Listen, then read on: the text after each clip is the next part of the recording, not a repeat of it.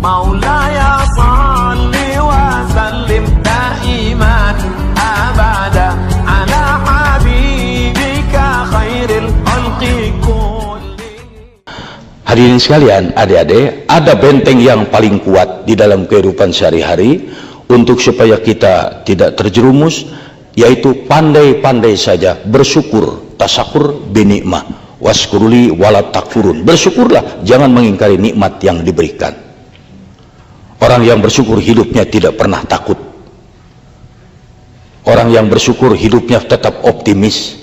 Kalau orang yang tidak bersyukur, dia lihat air minum setengah gelas, dia akan ngomong, air saya tinggal setengah gelas. Tapi orang bersyukur akan berkata, alhamdulillah masih ada air saya setengah gelas. Don't be afraid, jangan takut. Kenapa harus takut? Jangan, salah satunya untuk bersyukur, jangan membanding-banding, lihat ke atas terus. Dalam Islam itu tidak benar melihatnya ke atas. Orang lain di Jepang 1 tahun sudah punya ini, saya udah 5 tahun belum punya apa-apa. Jangan lihat ke sana, lihat ke bawah. Berapa banyak orang yang ingin ke Jepang? Anda nggak percaya, buka lamaran untuk kerja di Jepang, untuk misalnya ijazah SMA, kalau nggak sarjana juga seabrek-abrek daftar. Siapa sih yang nggak mau ke luar negeri? Apalagi di kita masih luar negeri minded. Iya, sudah rasanya lebih hebat. Anda berpikir Anda sudah di Jepang, kenapa Anda nggak bersyukur? Saya yang ke Jepang sulit. Saya ke Jepang karena orang pinter. Kembali, kumaing, sulit. Anda harus bersyukur. Aduh, kita capek kerja. Nggak apa-apa. Berapa banyak orang yang ingin ke Jepang?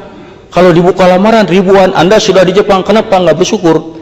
Salah satu bersyukur, gunakan setiap kenikmatan untuk ibadah ke Allah. Ya Allah, saya ini di Jepang, belum tentu semua orang bisa ke sini. Ya sudah, Anda tinggal bekerja dengan baik kok. Bukan karena bos, bukan karena apa-apa, karena Allah. Yang baik aja kerja. Udah, itu pun akan ditolong. Satu, tuh. Kalau membanding-banding, terutama kalau membanding-banding aja itu nggak akan selesai.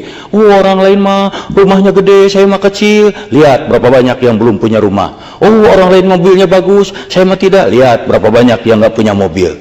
Khusus buat wanita. Kenapa saya khususkan? Pengaruh wanita sangat besar.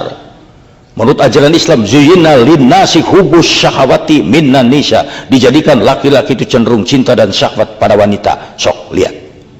Makanya adik-adik, kalau suami melihat yang cantik, jangan ngambek, malah harus bersyukur. Alhamdulillah ya Allah, suami saya masih normal. Daripada nanti suami melirik terus pantat kambing, bahaya kan? Boleh melirik yang cantik, boleh sekali, itu dari Allah. 2-3 kali jangan dari setan. Sekali melihat, aduh cantik, Allahu Akbar, udah. Itu yang kedua jangan. Di mana rumahnya? Itu jangan. Orang yang mau bersyukur mah tenang-tenang saja, karena Allah tuh yang mengatur. Kalau Anda ingin bersyukur, nanti pulang dari sini lihat wajah sendiri di cermin, akan timbul rasa syukur. Allahu Akbar, alhamdulillah, indah sekali wajah saya ya Allah. Coba lihat ini, mata disimpan dua-duanya di sini, pas sekali. Anda mau digaji 1 juta yen 1 jam, tapi mata ditelunyuk.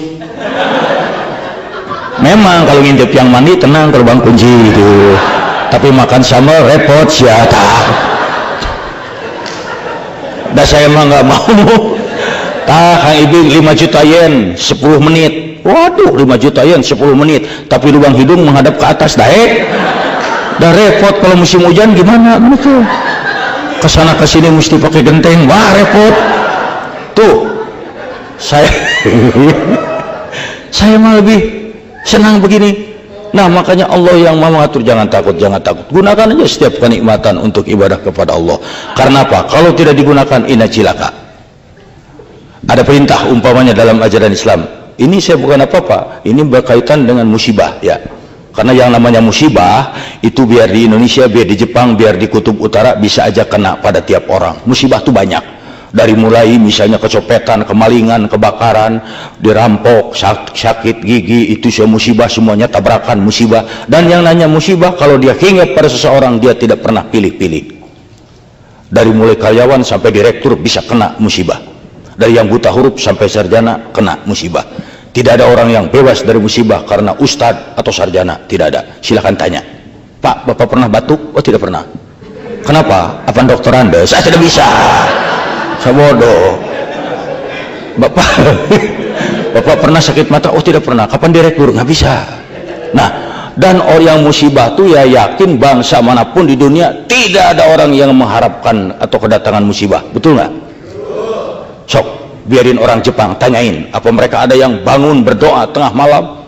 Ya, saya ingin segera dapat musibah. Oh, baik adik-adik perempuan atau laki-laki berdoa tengah malam, Gusti, saya hayang gerak burut.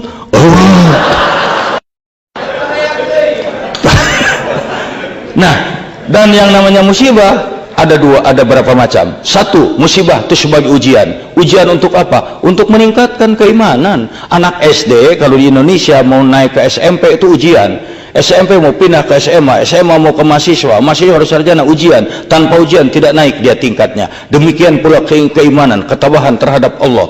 Tanpa diuji tidak akan meningkat. La tublawuna fi amwalikum wa anfusikum. Kau bakal diuji mengenai diri dan hartamu. Ujian tuh pasti banyak. Mungkin Anda nikah sama orang Jepang, ternyata orang Jepangnya itu punya pacar lagi, kemudian Anda merasa disakiti, itu musibah. Kenapa?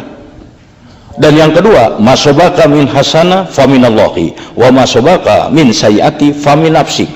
Apa saja yang datang musibah kepadamu itu dari Allah. Apa aja kebaikan yang datang kepadamu itu dari Allah, dan apa saja musibah yang menimpa itu kesalahan darimu sendiri. Semua musibah itu kita yang salah. Sok renungkan. Kita jatuh, lagi jalan jatuh, kenapa tidak melihat kita yang salah? Kebakaran, kita yang salah, kenapa tidak teliti mademin kompor? Kecopetan, salah kita, kenapa tidak nyimpen duitnya di mulut? Di mulut sulit nyepetnya. Tuh, salah kita salah. Tapi mungkin satu waktu kita punya kesalahan, kita punya musibah, dan setelah dipikir bukan kita yang salah. Umpamanya apa aja kesalahannya, Anda sudah begini, sudah baik, ternyata dapat juga musibah, itu ujian. Itu ujian. Dan yang kedua itu kesalahan kamu sendiri. Ini dia. Karena musibah adalah kesalahan dari kita. Tabrakan, salah kita, kenapa tidak nyetir yang benar? Salah kita. Kebakaran, kenapa tidak teliti? Nah, ini yang namanya musibah itu. Mungkin juga yang lainnya karena musibah kita tidak taat menjalankan perintah agama. Contoh, ini buat di Jepang juga sama. Ada perintah, ya ayyuhalladzina amanu anfiqu min thayyibati makasabtum. Hei orang-orang yang beriman, infakkan sebagian rezeki hasil usaha di jalan yang halal. Penghasilan kita, gaji kantor, hasil dagang, hasil tani, hasil mengajar, bukan untuk kita semua. Di dalamnya ada hak untuk dinafkahkan di jalan Allah. Tolong orang susah, tolong orang butuh, keluarkan, kalau tidak dicabut oleh musibah. Ada teman yang datang, tolong kita pinjam duit, kita lagi nggak bisa duit, padahal ada duit, tapi karena pelit kita ngomong, oh kita juga lagi kosong. Bisa dibohongin? Bisa, tapi Allah tidak bisa dibohongin. Ada yang sumbangan masjid minta, ada ini tidak dikeluarkan, Allah maha tahu. Jangan dikasihkan, jangan dikeluarkan, pelit kita tahan, tapi satu waktu dicabut oleh musibah. Ceprot, sakit gigi 2 minggu, keluar duit buat ke dokter. Haba rumah diusir, keluar duit buat beli rumah. Ini makanya perhatikan, kenapa meski di sini, meskipun di luar negeri, meski di mana, kenapa orang pelit banyak kena musibah? Kecopetan, kemalingan, ditipu orang, ini sakit ini. Entar kalau sudah musibah ngantri baru dia ngomong, ya Allah, kenapa musibah tidak pernah berhenti? Apa dosa saya? Apa? Sudah jelas pelit. Keluarkan selain seri.